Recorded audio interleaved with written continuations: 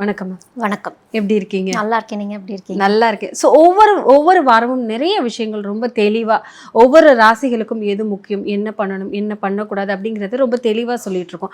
அதுல ரொம்ப முக்கியமா காலபுருஷ தத்துவம் அப்படிங்கிறது இருக்கு. அதுதான் ரொம்ப முக்கியம் அப்படிங்கிறதும் எல்லாராலையும் சொல்லப்படுது. காலபுருஷ தத்துவம் அப்படிங்கிறது இந்த காஸ்மிக் எனர்ஜி. நம்ம ஏன் பிறந்தோம் அப்படிங்கிறதுக்கான காரணம், அதாவது கர்மா. நம்ம காரண காரியத்தோட தான் பிறக்கிறோம் அப்படிங்கிறது இருக்கு. அதாவது தலை முதல் பாதம் வரை அப்படின்னு சொல்றது. அதுதான் மேஷம் முதல் மீனம் வரை.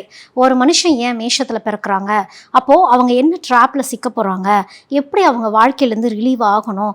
ஏன்னா மனிதன் மீண்டும் மீண்டும் பிறக்கிறாங்க அப்படின்னாலே நம்ம ஏதோ ஒரு செய்யாத ஒரு கடமையை திரும்பவும் முடிக்கிறதுக்காக பிறந்த ஒரு பிறப்பு இல்லை, லைஃப் எக்ஸ்பீரியன்ஸுக்காக வரோம். எல்லாருமே கடமையை முடிக்கிறதுக்கு தான் பிறந்தாங்களா அப்படிங்கிறது கிடையாது. அதுதான் காலபுருஷ தத்துவம். அதாவது இன்னும் ஜேர்னி இருக்குது அப்படிங்கிற ராசிகளும் இருக்காங்க. இல்லை உங்களுக்கு ஜேர்னி முடிய போகுது, அதனால இந்த ஜென்மத்திலேயே இதை முடிச்சுக்கோங்க, இதுக்கான விடையை நீங்கள் கண்டுபிடிச்சிருங்க அப்படிங்கிற ஒரு விஷயம் தான் இது. ஸோ இந்த காலபுருஷ தத்துவம் அப்படின்னு பார்க்குறப்போ இது வைட் ரேஞ்ச் ஆஃப் நாலேஜ். அதுதான் அந்த காலபுருஷ தத்துவம். மனிதன் பிறப்பிலிருந்தே கொஞ்ச நாளில் தேட ஆரம்பிச்சிருவாங்க. நான் ஏன் பிறந்தேன், நான் யார், என்னோட ஐடென்டிஃபிகேஷன் என்ன, மாறிக்கிட்டே இருக்கும். ஒரு குழந்தை பருவத்திலிருந்து ஒவ்வொரு விஷயமும் மாறிக்கிட்டே இருக்கிறப்போ நமக்கு ஆசாபாசங்கள்னு ஒன்று இருக்கும். ஆனால் விதி வேறு ஒரு வழியில் கூட்டிகிட்டு போகும். கால புருஷன் அப்படிங்கிறது காலம் அப்படிங்கிறது நேரம், புருஷன் அப்படிங்கிறது பர்சன், மனிதனை சொல்லக்கூடியது. அதுதான் கால புருஷன். இந்த காலத்தில் இந்த மனிதன் பிறக்கிறார் அப்படிங்கிறது தான். எப்படி 24 மணி நேரத்தை 12 மணி நேரமாக பிரிக்கப்பட்டதோ அதுதான் இந்த 12 ராசிகள். ஸோ அந்த காலபுருஷ தத்துவம் 12 ராசிகளுக்கும் இப்போ ஒவ்வொரு ராசியும் பிறக்கிறவங்களுக்கு ஒவ்வொரு ட்ராப் இருக்கும்.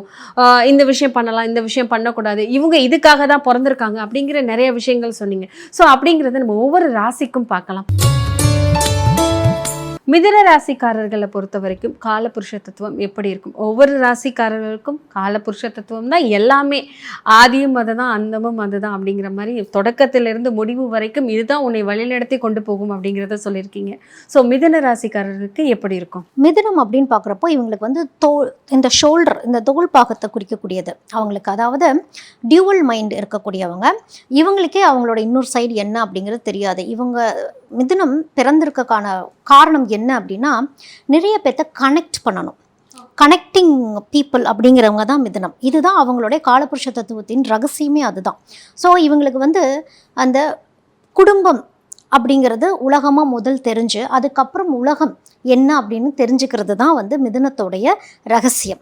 இவங்களுக்கு அவ்வளோ சீக்கிரம் புரிதல் அப்படிங்கிறது வராது. இதுலேயும் அந்த 3 நட்சத்திரங்கள் ஒவ்வொரு குணாதிசயங்கள்லாம் இருக்குது.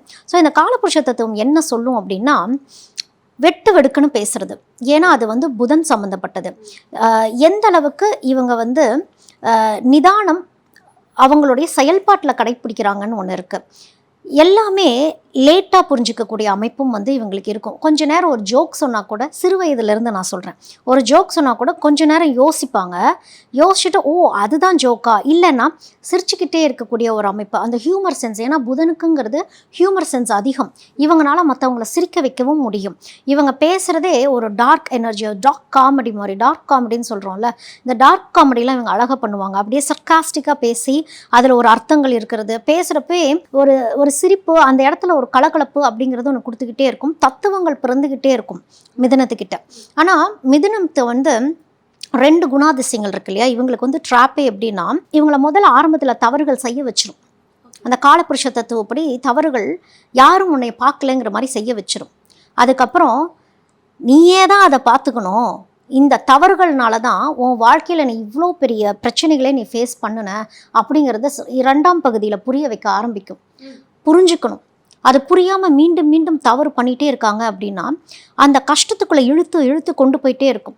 மிதுன ராசியில் இருக்கவங்கள்ட்ட இதுதான் உங்களுடைய தவறு, இந்த தவறுலேருந்து நீங்கள் மாற்றிக்கிங்க அப்படின்னா எனக்கு தெரியும், பட் வேற என்ன பண்ணலாம் அப்படிங்கிறது தான் ஒரு கேள்வியாக இருக்குமா தவிர்த்து முழுசாக ஒத்துக்க மிதுனத்தினால முடியாது.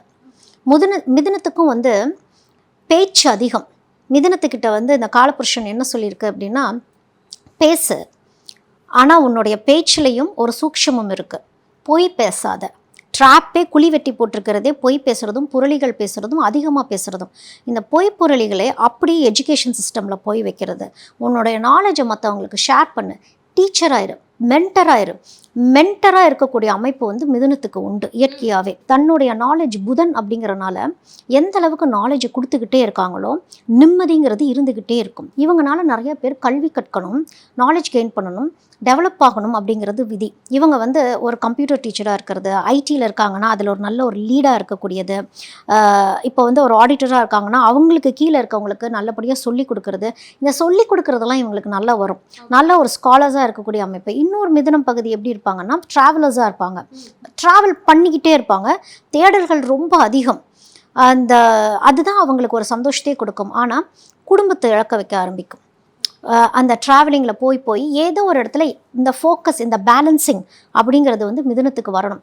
இவங்களுமே இவங்களுடைய ஹெல்த், அது முக்கியமாக பெண்கள் அப்படின்னு பார்க்குறப்போ ரீப்ரொடக்டிவ் ஆர்கன்ஸும் ரொம்ப ஜாக்கிரதையாக பார்த்துக்கணும். ஏன்னா இவங்க அதை கவனிக்க மாட்டாங்க. இவங்களுக்கு தான் வந்து அந்த ப்ரெக்னன்சி டைம் வரக்கூடிய அந்த ப்ரெக்னன்சி சுகர் வருது, அந்த ஹெல்த்தை சரியாக பார்த்துக்காம போகிறது. ஏன்னா நான் சொன்னேன் இல்லையா, அவ்வளோ சீக்கிரம் எதையும் புரிஞ்சிக்க மாட்டாங்க, டென்ஷன்ஸ் அதிகமாகும். இவங்களுக்கு டென்ஷன்ஸ் அதிகமாகிறப்ப இந்த ஒற்றை தலைவலி இருக்கவங்களும் இவங்க தான். இவங்க வந்து அந்த ஷோல்டர்ன்னு சொன்னேன்ல, இந்த ஆர்ம்ஸ், இந்த ஷோல்டருங்கிறப்போ எல்லாத்தையும் தாங்கிக்கக்கூடிய ஒரு இடத்துல தான் இவங்க இருக்காங்க, எல்லாத்தையுமே தாங்கணும். இப்போ இந்த மிதுனத்தில் இருக்கவங்க வந்து நிறைய விஷயங்கள் யோசிச்சுக்கிட்டே இருக்கிறது, கான்ஃபிடன்ஸ் லெவலுங்கிறது கம்மியாகவே இருக்கும். செய்யலாமா வேணாமா, பல விஷயங்கள் யோசிக்கிறது, நம்மளுக்கு என்ன வரும் வராது, இதை செய்யலாமா அதை செய்யலாமா அப்படின்னு. ஒர்க் பிளேஸில் கூட ஒரு காம்ப்ளெக்ஸ் அப்படிங்கிறது இவங்களுக்கு திடீர்னு வந்துருச்சு அப்படின்னா ஸ்டாக்னண்ட் ஆகி அப்படியே நின்றுவாங்க, எதுவுமே செய்ய மாட்டாங்க, அப்படியே ஸ்டாக்னண்ட் ஆகி அப்படியே அது ஒரு ட்ராப்பு தான் அவங்களுக்கு. திடீர்னு நல்லா பேசிகிட்டு இருப்பாங்க, அப்படியே ஸ்டாப் ஆகிறது. இவங்களே சில விஷயங்களை இமேஜின் பண்ணிக்கிறது. ஃபேமிலியிலையும் சம்டைம்ஸ் இந்த மாதிரி விஷயங்கள் இவங்களுக்கு நடக்கும். யார்ட்டையும் அதை டிஸ்கஸ் பண்ணாமல் மைண்ட் அப்படியே ஸ்தம்பிச்சு நின்றும் இவங்களுக்கு. அப்போ அது ஒரு ப்ராப்ளமாக மாறுறது. மிதுனத்தில் இருக்கவங்களுக்கு கல்யாணம்லாம் பண்ணுறப்போ பார்த்து ஜாக்கிரதையாக கல்யாணம் பண்ணணும். இல்லைனா பெரும்பாலும் செகண்ட் மேரேஜுக்கு போகக்கூடிய அமைப்பு வந்து மிதுனத்துக்கு ரொம்ப அதிகம். அதுவாகவே அமைஞ்சிரும்.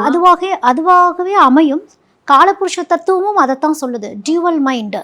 நான் ஏன் இந்த முடிவெடுத்தேன் அப்படின்னு சிந்திக்க வைக்கக்கூடிய விஷயம் அங்கே தான் வந்து நிற்கும். ஃபஸ்ட்டு பிடிக்கும், அது ஏன் பிடிக்குது, அந்த ஒரு ரியாலிட்டின்னு ஒன்று இருக்குல்ல, அந்த ரியாலிட்டியை ஃபேஸ் பண்ணுறப்போ அங்கே பெரிய ஷாக் காத்திருக்கும். அவங்களுக்கு ஹேண்டில் பண்ண முடியாமல் போகக்கூடிய சுச்சுவேஷன்ஸ், நிறைய ப்ராப்ளம் ஃபேஸ் பண்ணுறப்போ செகண்ட் மேரேஜும் பார்த்து தான் பண்ணணும். அங்கேயும் போய் திருப்பி ட்ராப்லேயே போய் சிக்கிறது, எங்கே நம்ம ஒரு மிஸ்டேக் பண்ணணும் திருப்பி அதை நம்ம ரிப்பீட் பண்ணாமல் இருக்கணும் அப்படிங்கிறது தான்.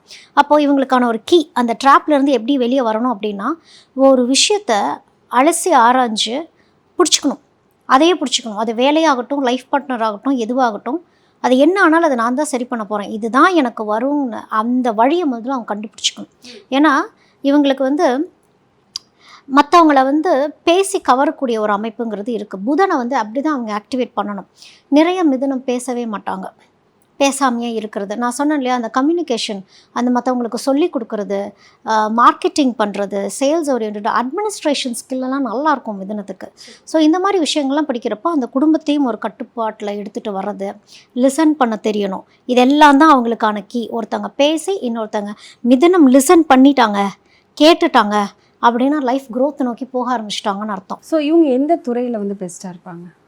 இவங்களுக்கு வந்து teaching first preference. Teaching, anything related to administration, event மேனேஜ்மெண்ட்லலாம் இருக்காங்கன்னா அந்த நல்ல க்ரியேட்டிவிட்டி வரும். ட்ராவலர்ஸ் இருப்பாங்க இதில், இந்த ஃபுட் ட்ராவலர்ஸ்லாம் இதில் இருப்பாங்க. இவங்களுக்கு வந்து ஊர் சுற்றுற வேலைகள்லாம் கொடுத்தோம் அப்படின்னா கரெக்டாக இருக்கும். ஏன்னா அவங்க அப்பப்போ ஸ்டாக்னண்ட்டாகி நிற்கிறதுனால இவங்களால் அந்த 4 செவத்துக்குள்ளேயே இருக்கவே முடியாது. அந்த ஓடிட்டே இருக்கணும், வேலை பார்த்துட்டே இருக்கணும். ஆனால் கரெக்டாக அதுக்கான ரெப்யூட்டேஷன் வரப்போ அது வாங்கிக்க தெரியாது. வேலை செஞ்சு கொடுத்துட்டே இருக்கவங்களா இருப்பாங்க. வேறொருத்தவங்க இவங்களை வச்சு வேலை வாங்கிட்டு இருக்கக்கூடிய அமைப்பில் கூட இருக்கும். இவங்களால மல்டிபிள் லாங்குவேஜஸ் கற்றுக்க முடியும், நிறைய லாங்குவேஜஸ் ஈஸியாகவே.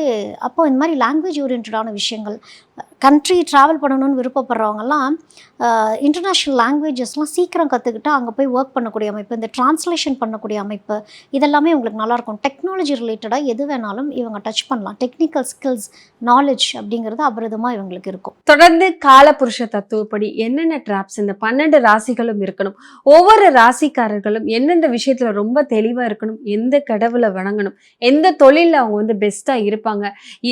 சில ராசிகளுக்கு குரு சொல்கிறத கேட்கணும், தனக்குன்னு ஒரு குரு வச்சுக்கணும், அந்த குரு சொல்கிறத கேட்கணும், லைஃப் பார்ட்னரை வந்து சிறப்பாக தேர்ந்தெடுக்கணும் அப்படின்னு நிறைய விஷயங்கள் ரொம்ப தெளிவாக சொல்லியிருக்கீங்க. இதில் நிறைய பேருக்கு நிறைய டவுட்ஸ் இருக்கும். ஸோ எல்லாரும் ஒரே மாதிரி ஒரே ஆங்கிள்லேயே சொல்ல மாட்டாங்க. நிறைய அஸ்ட்ராலஜர் இருக்காங்க, நிறைய ஆங்கிள்ஸ்ல நிறைய விஷயங்கள் சொல்லுவாங்க.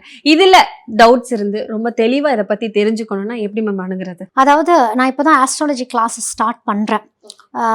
நம்மளுடைய வாழ்க்கை என்ன அப்படிங்கிறத நம்ம தெரிஞ்சுக்கணும் அப்படின்னா நம்மளுடைய ஹாரோஸ்கோப் சார்ட் நம்ம தெரிஞ்சுக்கணும். இந்த கலியுகத்தை பற்றியும் நம்ம தெரிஞ்சுக்கணும் அப்படிங்கிறதுனால ஆஸ்ட்ராலஜி யாரெல்லாம் இன்ட்ரெஸ்டடாக இருக்காங்களோ, கற்றுக்கணும் அப்படின்னு இன்ட்ரெஸ்டடாக இருக்காங்களோ அவங்கெல்லாம் வந்து செப்டம்பர் 6ஆம் தேதியிலேருந்து நான் வந்து ஆஸ்ட்ராலஜி கிளாஸஸ் அப்படிங்கிறது ஸ்டார்ட் பண்ணுறேன். இதுதான் அது ஃபர்ஸ்ட் பேட்ச் அப்படின்னு ஸ்டார்ட் பண்ணுறேன். ஸோ கீழே தெரிகிற நம்பருக்கு அவங்க வந்து வாட்ஸ்அப் மெசேஜ் பண்ணுறாங்க, காலையில் வாட்ஸ்அப் மெசேஜ் பண்ணுறாங்கன்னா அவங்களுக்கான டீட்டெயில்ஸ் வரும். ஜோதிடம் பத்தின உங்களுக்கு எந்த டவுட்ஸா இருந்தாலும் இல்ல ஜோதிடம் படிக்கணும் அப்படின்னு ஆர்வம் இருந்தா செப்டம்பர் 6ல இருந்தே கிளாஸஸ் ஸ்டார்ட் ஆகுது. கீழே இருக்க வாட்ஸ்அப் நம்பருக்கு மெசேஜ் பண்ணி நீங்க கிளாஸ் ஜாயின் பண்ணிக்கலாம். தொடர்ந்து இன்னும் நிறைய விஷயங்கள் மக்களுக்கு சொல்லிக்கிட்டே இருப்போம். தொடர்ந்து பேசுவோம். நன்றி.